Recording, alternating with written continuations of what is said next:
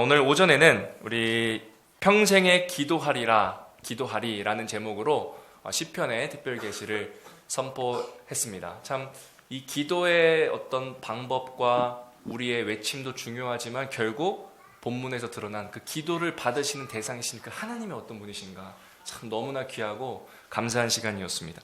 오늘 오후는 특정한 죄라는 제목으로 하나님의 말씀을 선포하고자 합니다. 함께 따라해 보겠습니다. 특정한 죄. 우리가 로이드 존스 목사님의 어떤 그 영적 침체와 원인과 치유법 그 책의 내용들을 제가 뭐 1과부터 지금 다 하는 건 아니고요. 그 중에 이제 선별적으로 분별한 것도 한 게 이 정도입니다. 굉장히 많죠. 한과 내용을 다 한 게 아니라 그 중에서 선별한 게 이 정도이고, 우리가 이제 지난번에는 지정의가 무너졌을 때 영적 침체가 찾아온다. 그렇죠. 그러니까 이게 생각해보면 진짜 맞습니다. 지식주의로 지나치게 빠지면 어떻게 되죠? 감정과 의지를 외면케 되죠. 지나치게 감정주의에 빠지면 어떻게 되죠? 그냥 이성과 상관없이 그냥 마음 가는 대로 해버리죠. 결단주의, 의지 중심으로 가면 어떻게 되죠? 내용과 본질은 없이 으쌰으쌰하는 사회적 구호와 외침처럼 되는 거죠. 그러니까 이 세 가지의 균형을 잃어버릴 때 영적 침체가 찾아올 수 있다. 오늘은요, 이 특정한 죄, 우리의 신앙 속에서 특정한 죄가 우리를 영적 침체로 빠뜨릴 수 있다. 그래서 이 죄에 관한 이야기를 좀 깊이 있게 한번 해보려고 합니다. 저는 개인적으로 오늘 이 말씀을 묵상하고 준비하면서 굉장히 좀 아팠습니다. 야, 쉽지가 않다. 이 아픈 말씀. 근데 제가 처음과 다르게 이제 마무리가 될수록 오히려 감사한 거예요. 왜 그러냐면요, 아프다라는 게 어떤 의미죠? 살아있다는 의미입니다. 죽은 시체는요, 아픔을 아예 느끼지도 못하죠.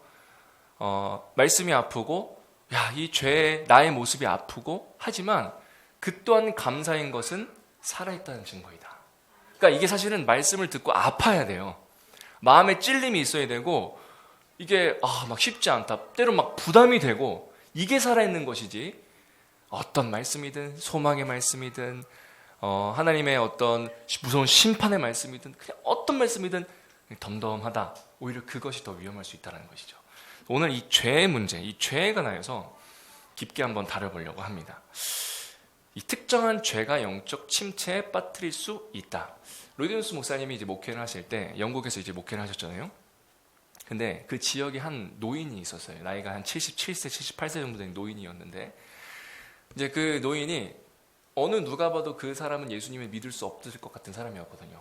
근데 어느 날 예배 드리는데 그 노인이 와서 예수님을 믿게 된 거예요.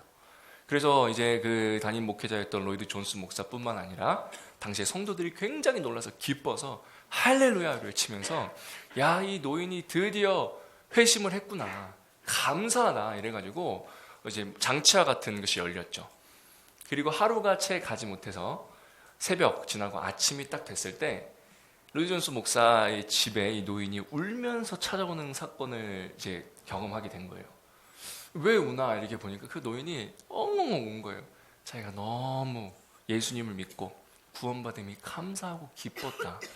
근데 새벽에 탁 잠을 자고 있는데 자기가 20년 전에 예수는 사생하다 이러면서 막 토론하면서 예수를 욕했던 그 당시의 생각들, 예수를 저주했던 말들이 그 노인을 확 지배를 하면서 그 죄책감이 감당할 수가 없다. 나 이래도 구원받은 거 맞냐 하면서 울면서 목사님이 찾아오신 거예요. 목사님은 의사였었죠. 영국에서도 알아주는 의사 박사였고 동시에 이제 목회자가 됐는데, 딱 보면서 바로 진단을 하는 거죠. 특정한 죄가 이렇게 사람을 영적 침체시킬 수 있구나. 이 사건을 통해서 눈이 뜨이신 겁니다. 그래서 우리가 기억해야 될 것은요, 사탄은 우리의 구원을 빼앗아갈 수 있다 없다? 절대 없다. 여러분, 구원은 하나님 손안에 있는 겁니다. 인간의 의지도 사실 아니에요. 인간의 의지가 100% 작용하는 것도 맞습니다. 그러나 구원이 100% 하나님에게서 나오는 것이죠. 근데요, 우리의 구원의 기쁨을 사탄은 빼앗아갈 수 있다는 것이죠. 그러니까 이 말은 기쁨 없는 신앙생활, 감사 없는 신앙생활, 열매 없는 신앙생활은 가능할 수 있다 없다? 있다라는 것이죠. 무서운 겁니다. 구원은 뺏어갈 수 없지만 구원의 기쁨을 뺏길 순 있다라는 것이죠. 그래서 여러분, 오늘 저는 참 감사하게 이 말씀, 우리가 이 죄의 본질, 아프고 힘들고 하지만 이 말씀을 들을 때, 아플 때 오히려 회복되고 살아난다. 그래서 우리의 영적 침체를 끊어버려야 된다. 하나님 앞에 정말 살아있고 뜨거운 심령이 돼야 된다라는 것입니다. 이 죄는요, 다양하게 많은 것을 정의할 수 있지만 영혼을 지배하는 지나치고 끔찍한 속성이 있습니다. 영혼을 지배하는 것이 죄라는 것이죠. 여러분, 사람의 마음이 있죠, 마음. 근데 이 마음은 진짜 갈 데 같잖아요. 아침에도 바뀌고 점심에도 바뀌고 저녁에도 바뀌고 계속 바뀌잖아요. 근데 이 죄는요, 마치 이런 것과 같습니다. 곰팡이와 같아요. 곰팡이. 그래서 이 마음에 한번 조금 틈타고 들어오면 부패해서 그 마음을 집어 삼키게 되는 것이 죄입니다. 여러분, 음식을 도저히 이거는 내일까지 괜찮을 것 같은데 하는 게 금세 상해버릴 때가 있죠. 그럼 상했을 때 여러분 어떻게 하실 겁니까? 아이 뭐 요거 곰팡이 부분만 떼어서 먹지 뭐 이렇게 하실 겁니까? 아니죠. 우리는요 그거 다 그냥 버려요. 곰팡이는 이미 부패했다라는 거는 그냥 버려야 되는 상황인 거죠. 마치 죄는 이렇다는 겁니다.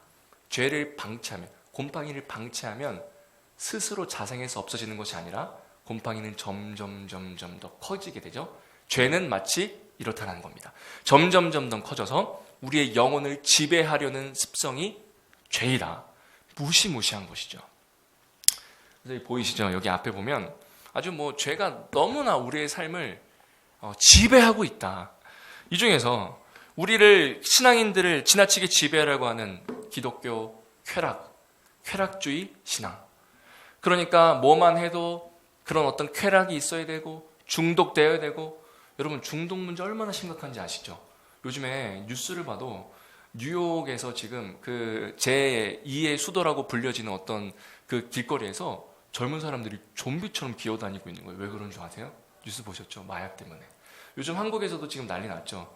이 마약 문제. 법무부 장관까지 지금 이 마약을 잡아야 된다 막 외치고 있는 상황인데, 저희 학교 다닐 땐 아무리 일진이어도 마약은 혹시 있으셨나요?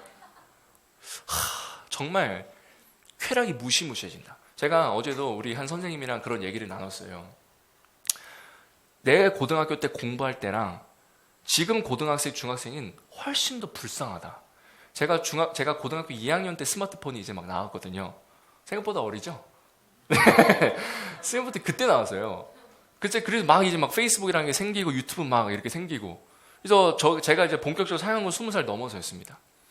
근데 야자 선생님은 거기 앞에서 감독도 하고 스마트폰 다행 없고 해도 공부하기 힘든데, 와, 요즘 학생들 스스로 그 스마트폰 제어하면서 공부하기 얼마나 힘들까.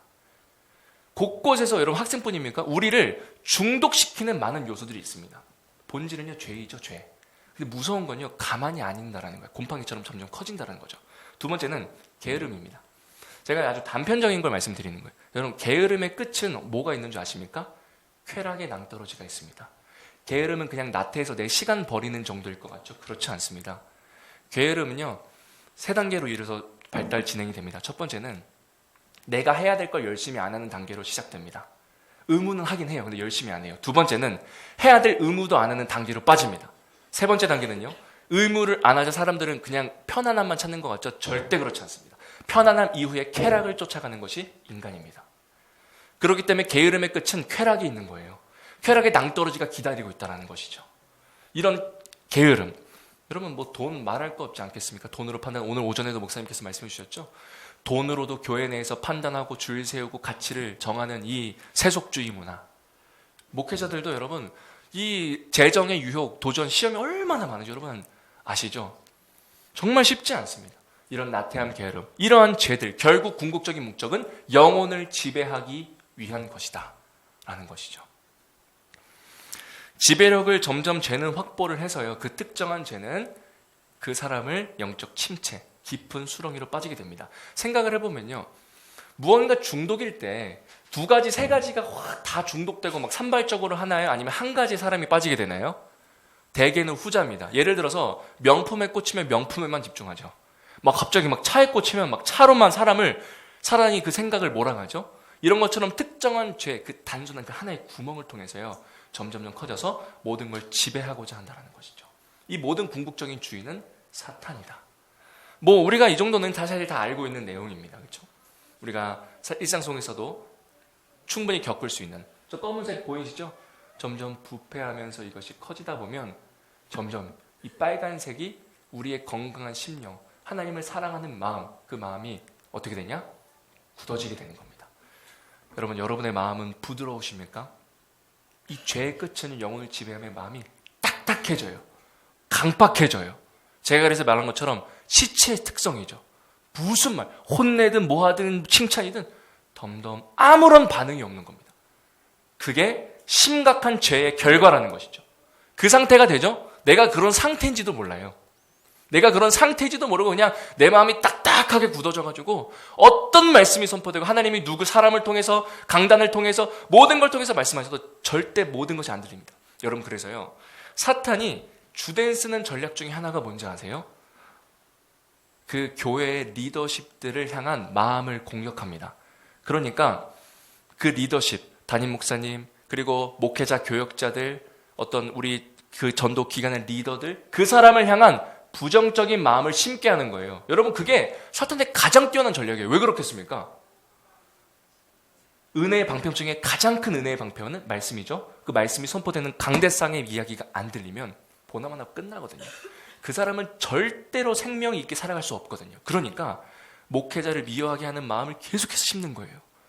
이렇게 저렇게.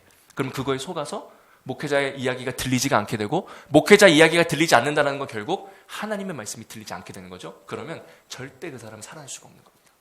그러니까 무서운 거예요. 사탄의 전략인 겁니다. 사탄의 전략.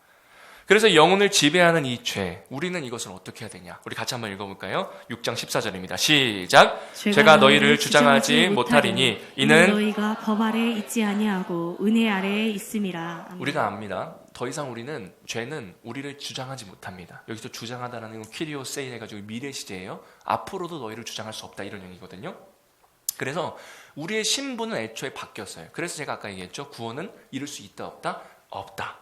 그러나 구원의 기쁨을 뺏는 것이죠. 근데 여기서 핵심은 이런 겁니다. 신자는요, 죄 없이 살 수는 없어요. 우리가 죄와 무관한 남은 인생을 살 수가 없습니다. 그건 영화의 단계, 천국에 갔을 때야 비로소 죄와 완전히 상관없는 상태가 되죠. 그러나 여러분, 죄를 짓지 않을 수는 있습니다. 이게 조금 더 어렵게 말하면요, 비결정론 상태에 우린 지금 있는 거예요. 타락하고 나서 구원받기 전까지는 그 사람은 100% 죄를 지을 수밖에 없습니다. 어떤 선을 해가든 다 그것은 죄예요. 그러나 중생한 그리스도인에게는요, 죄를 짓지 않을 수 있는 능력이 주어졌다는 거죠. 왜요? 우리의 신분이 바뀌었기 때문에. 이것이 어떻게 가능하냐? 지속적이고 충만한 은혜의 공급이 있어야 된다는 겁니다. 그럼 제가 아주 직접적으로 말씀드려보겠습니다. 지속적인 은혜의 공급을 우리가 받고 있는가? 주일날 하나님의 말씀이 정말 들리는가? 그리고 사실은요, 수요일날 우리가 함께 모여서 기도하는 그 기도의 시간, 그 자리에 만약에 우리가 여러 가지 사정이 못 나올 수도 있죠. 그러나 사실 그때 기도 안 하죠. 사실은 평상시에 기도 90% 이상 안 한다고 보면 됩니다. 그렇죠? 수요일날 아니면 어디서 우리 기관에서 어디 같이 기도하자, 그 자리에 없죠? 사실 일상 삶은 보나마나 뻔해요. 은혜의 공급이 없는데 어떻게 살면서 기도하고 말씀 붙들고 살아갈 수 있을까요? 굉장히 사실 아픈 말씀이죠. 지속적이고 충만한 은혜의 공급이 있는가? 아니면 딱딱하게 굳어진 그냥 그런 마음인가? 이 영혼을 지배하는 죄는요, 죄의 계획이 분명히 있다는 겁니다. 첫 번째는요, 우리를 유혹합니다. 좀 자극적인 사진인데요, 사람이 어떤 먹이를 통해서 개를 유혹하듯이 사탄은요, 그러니까 죄는요, 종로로 주관하려고 하는 거예요. 우리의 인생을 끊임없이 유혹합니다. 여러 가지, 여러 모든 걸 가지고. 그래서 두 번째로는요, 죄의 경향성을 자극해요. 그러니까 쉽게 말하면 그 사람의 각각 고유의 약점들, 이 사람이 취약한 부분들, 죄는요, 기가 막히게 그 냄새를 찾고 그것을 향해 쫓아갑니다. 그 사람에게는 연약하지 않은 거는 애초에 건드리지도 않아요. 죄는요, 아주 그 사람에게 집요하게 죄책감을 심어줄 수 있는 것, 넘어뜨릴 수 있는 것, 또 다시 반복해서 죄를 질 수 있는 그것을 집요하게 묻죠. 그래서 그 죄가 딱 들어오면 먼저 우리의 이성을 공격합니다. 근데 여러분, 그 이성 다음에 우리의 마음으로 이제 죄가 옮겨지고 그 마음이 우리의 의지로 표출이 되는 것이죠. 그래서 그 단계 속에서 우리는 범죄하고자 하는 욕구의 생각에 빠지게 됩니다. 이게 죄의 두 번째 단계예요. 그렇죠, 여러분. 우리가 사실 죄를 지을 때를 생각해 보면 물론 뭐 우리가 의도하지 않은 죄, 모르는 죄 있지만 사실은 우리가 다 알면서도 죄를 짓는 거예요. 내가 이런 말 하면 안 되는데, 내가 이렇게 살면 안 되는데 하면서 하잖아요. 범죄하고자 하는 욕구가 이미 2단계 속에서 충만하고 결국 그것이 죄의 실행으로 이어진다는 것이죠. 이것이 여러분 죄의 계획입니다. 철저하게 약점을 파고들어서 죄를 실행시키고자 하는 것. 여러분, 그래서 이게 우리가 사사기에 보는 것처럼 나선형 타락 구조예요. 이렇게 해서 죄의 실행 1단계, 2단계, 3단계 거쳐 죄를 실행을 딱 하죠. 다음은요, 그 죄를 짓기가 굉장히 더 쉬워집니다. 그래서 여러분, 이런 얘기가 있더라고요. 경험자에 따르면 살인을 할 때요, 첫 살인이 어렵지 두 번째, 세 번째는 사람이 모기 죽이듯이 아무렇지도 않대요. 그러니까 이 사이클이 반복되는 게 이 기간이 단축되는 거예요. 점점점 나의 이성, 감정, 의지는 죄를 거부하죠. 근데 결국 죄의 실행의 자리로 가죠. 그러면 한 번 그렇게 한 그 데이터 값이 우리 몸에 입력이 돼서 그 다음은 훨씬 더 빠르고 수월하게, 우리는 왜냐하면 태어날 때부터 죄인이니까 알려주지 않아도 기가 막히게 빠르게 그 습득, 최고의 효율성을 가진 죄를 짓는 방법을 탁제해서 죄를 향해 가는 것이죠. 이것이 죄의 계획입니다. 타락하고 계속해서 타락하고 하는 것. 같이 한번 읽겠습니다. 시작. 여호와께서 사람의 죄악이 세상에 가득함과 그의 마음으로 생각하는 모든 계획이 항상 악할 뿐임을 보시고, 결국 그 죄의 계획과 결과가 드러나는 통로가 사람의 마음이었다. 하나님께서 참 이 사람, 이 인류, 이 문명이 타락했다라는 기준의 특정 기준이 마음으로 다 이미 타락했고 생각하는 대로 죄 짓는구나. 여러분, 그러니까 이 마음으로부터 시작된다는 것이죠. 그리고 이제 또 죄의 목표가 있죠. 분명한 목표가 있습니다. 정말 우리는 이런 전신갑주를 입고 바울의 이야기처럼 이 승리의 신앙을 하기 위해서 무장을 합니다. 근데 여러분, 어떤 용사든 그거 아세요? 약점을 가지고 있다는 것. 사탄은요, 절대로 우리가 들고 있는 방패를 향해 차를 던지는 것이 아니라, 갑옷을 내가 다 입었는데 내가 오른쪽 이거 좀 살짝 붕대를 2번 덜 감았어, 아니면 거기가 헐렁해, 기가 막히게 그걸 알고 창을 거기다 꽂는 것이죠. 어떤 강성한 용사이든 힘이 세든 장수이든 뛰어난 병사이든 여러분, 발에 칼이 꽂히면 어떨까요? 그 사람은 이제 전쟁에서 전쟁을 할 수 없는 상태가 되고 후방 조치가 되죠. 여러분, 성도의 신앙에서도 마찬가지입니다. 약점을 집요하게 공격을 해서 결국 불신자처럼 만드는 것이 죄의 역할이라는 것입니다. 여러분, 그런 얘기 많이 들어보셨죠? 목회자들도 한 달 예배 안 드리면 불신자처럼 살 수 있다. 1년 예배 안 드리면 불신자처럼 살 수 있다. 그럼 일반 성도는 어떨까요?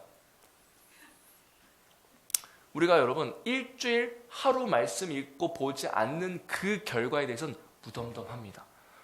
제가 오늘 말씀 오전 예배 들으면서 마음이 뜨끔했어요. 목사님께서 우리가 집 문제, 먹고 사는 문제만큼 기도의 문제에 절박하게 나와본 적이 있는가? 제가 뜨끔한 이유가, 제가 요즘에 집을 굉장히 많이 알아보고 있었거든요. 근데요, 제 모든 프로세서가 동원되면서 초인적인 힘이 나오는 저를 발견했습니다. 와, 그 집요함과 끝내력과 인내심으로 하나하나 그걸 다 찾아보면서, 이제 왜냐면 집이 너무 좁아가지고 넓어져야 되거든요. 경기 북부부터 해가지고 인천 거쳐서 경기 남부, 서울까지 제가 다 알아봤어요. 엑셀 파일 한 300개 네이버 다 찍어가지고. 너무나 사실 부끄러운 거죠. 그만큼 내가 기도에 관해서 하나님 나라에서 절박했는가? 나에게 맡겨진 한 영혼, 지금 교회에 나오지 않고 바르게 예배드리지 않는 이 한 영혼에 대한 절박함이 그만큼 있었는가? 없습니다. 굉장히 이거는 심각한 것이구나. 저는 오늘 이 오후의 말씀을 제가 당연히 준비를 했기 때문에 동시에 계속해서 그걸 생각을 하면 또 듣잖아요. 내가 지금 이런 상태였구나. 내가 시체와 같이 되기 전 이 죄의 굴레에서 나의 먹고 자는 것만 고민하진 않았는가. 그래서 여러분, 이찬수 목사님이 이런 얘기를 했는데 제가 너무 공감이 되더라고요. 목사가 자기가 딱 느껴진대요. 자기가 하루 성경 제대로 안 보고 기도 안 하고 설교하면 사모가 안 돼요. 자기가 3일 기도 좀 제대로 안 하고 성경 안 보고 바쁘다는 이유로 설교하면 성도들이 안 돼요. 무섭다고 하더라고요. 근데 저도 굉장히 그걸 느껴요.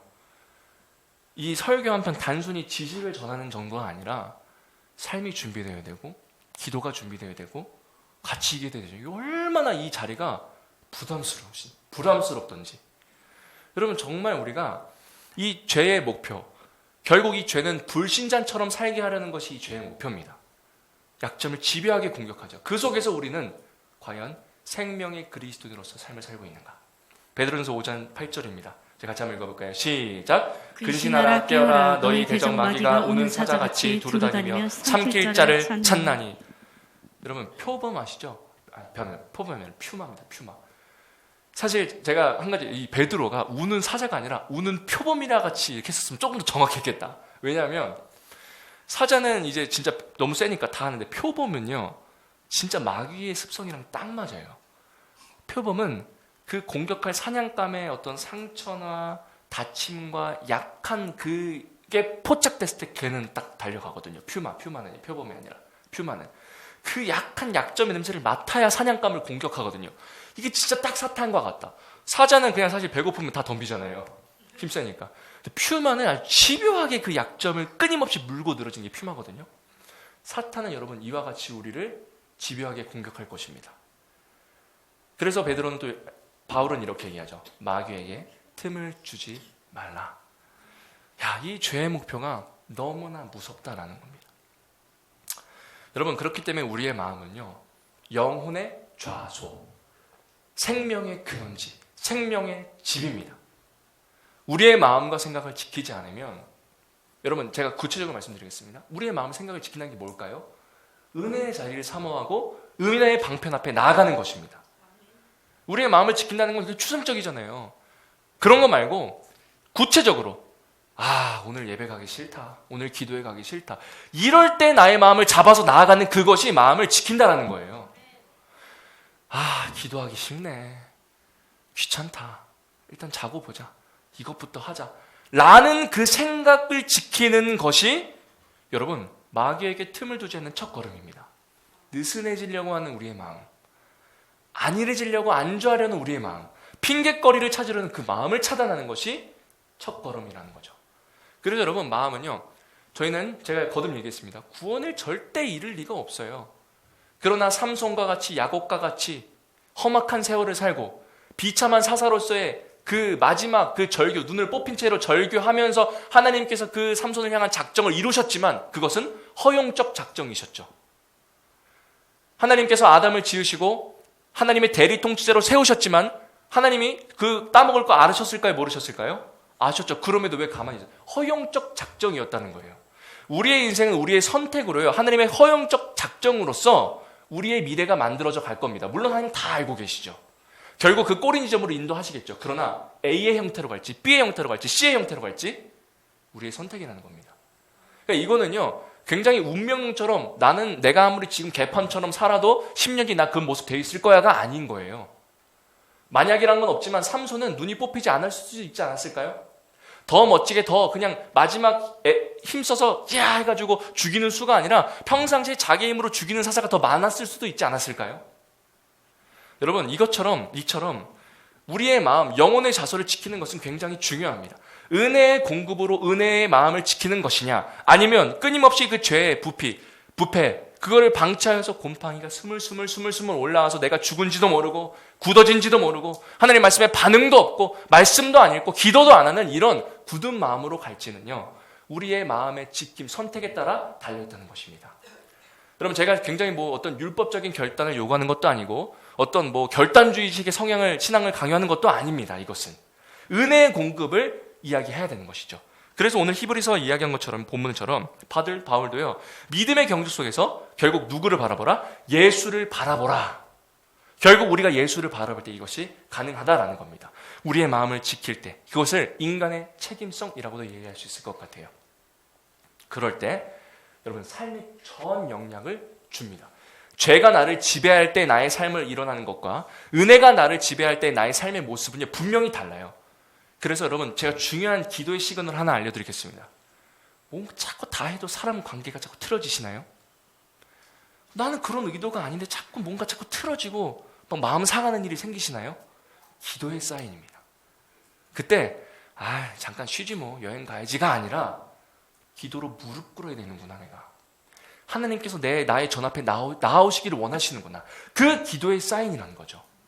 하나님과의 관계가 바로 설 때 우리 인간과의 관계도 화목함으로 다 평안하게 해결이 된다는 것이죠. 원수와 같은 자가 올지언정 내 마음은 요동치 않게 되는 것입니다. 은혜이냐 죄이냐, 이것이 우리의 삶에 굉장한 중요한 기점이다. 잠언 4장 23절입니다. 모든 지킬 만한 것 중에 더욱 내 마음을 지키라. 생명의 근원이 이에서 남이니라. 여러분, 생명의 근원인 마음을 지키고 계십니까?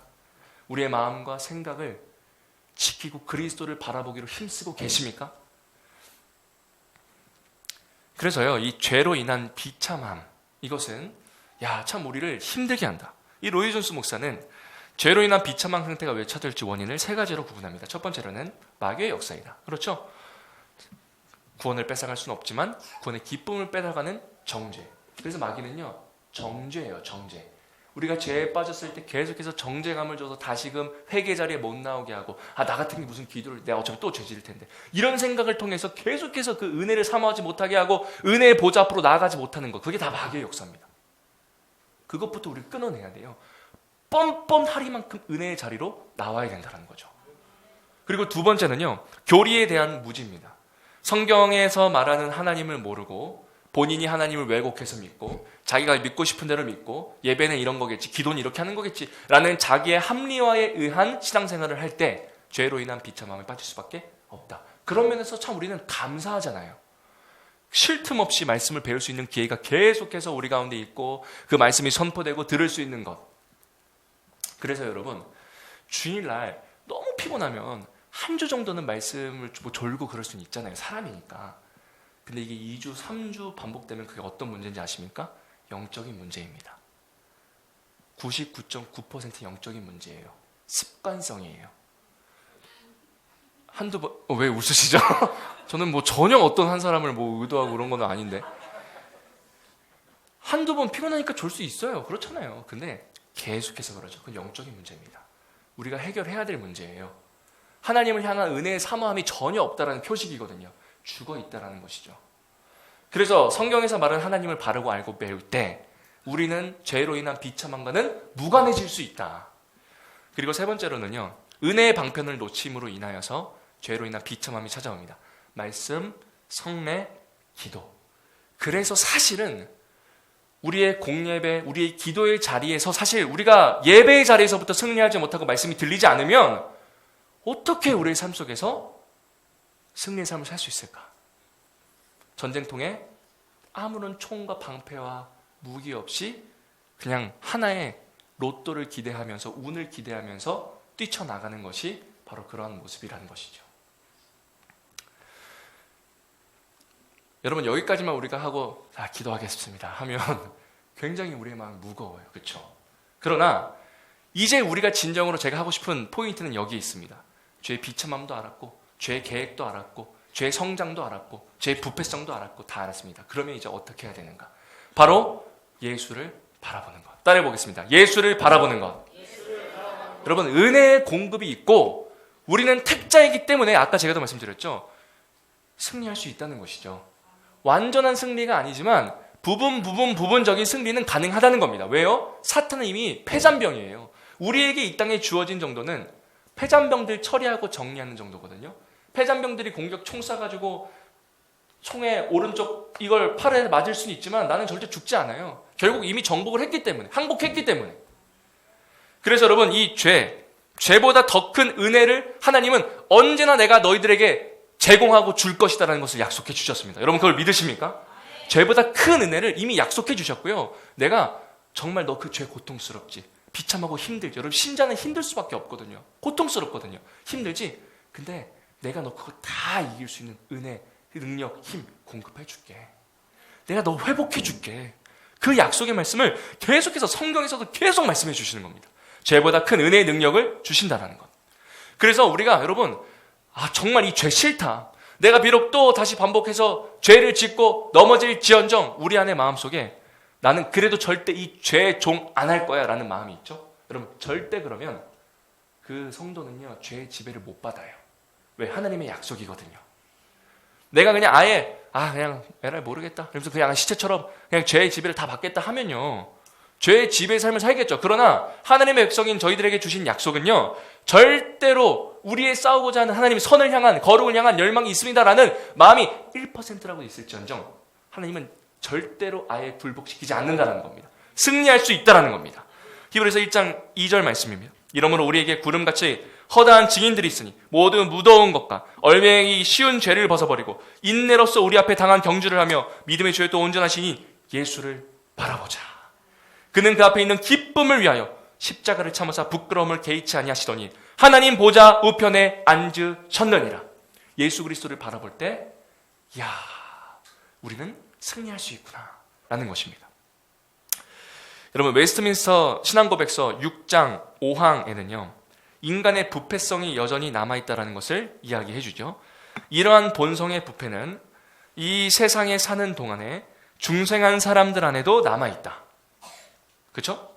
중생했지만 본성한 부패는 여전히 남아있다.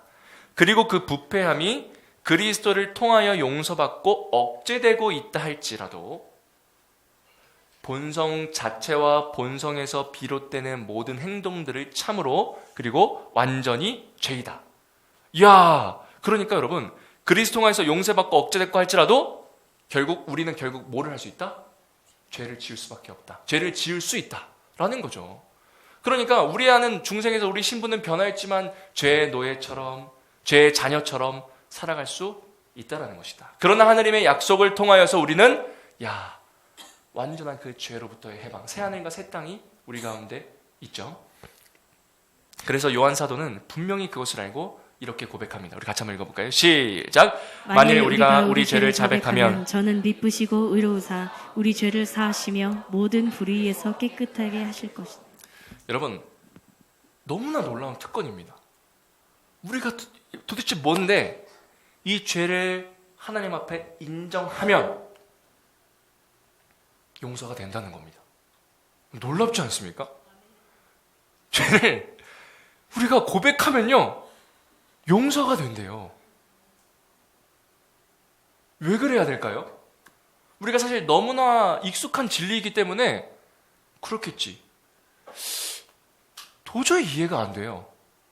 우리가 죄를 자백하면요 하나님은 용서해 주신답니다. 그래서 우리가 해야 될 것은 미쁘시고 의로우신 주님 앞에 죄를 사여 주실 불의에서 깨끗게 하셨고 하실 주님을 붙들고 나아가는 것, 그 은혜를 사모하는 것, 그것을 여러분 주저하지 않으시길 바랍니다. 그냥 어떠한 마귀의 정죄를 무시하시고요 그럼에도 기도의 자리, 말씀의 자리 나오셔서 기도할 때 하나님 회복의 말씀을 주시고 회복시켜 주신다는 거죠. 그래서 하나님은요 여러분 우리를 이렇게 바라보십니다.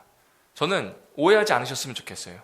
죄의 자유 이용권을 끊어서 그러니까 이제 뭐 마음대로 막 살아라 이런 얘기가 아니라 당연히 죄는 싫잖아요. 안 짓고 싶잖아요.